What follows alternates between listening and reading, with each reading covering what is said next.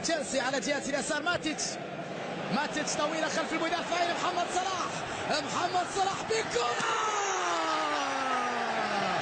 محمد صلاح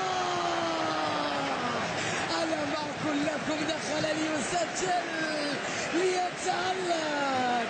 محمد صلاح النجم المصري، مصر للنجوم ولاده، ومحمد صلاح قدمه جلاده وروعه وانطلاقه وسداسيه، وما يريد مورينيو فارق.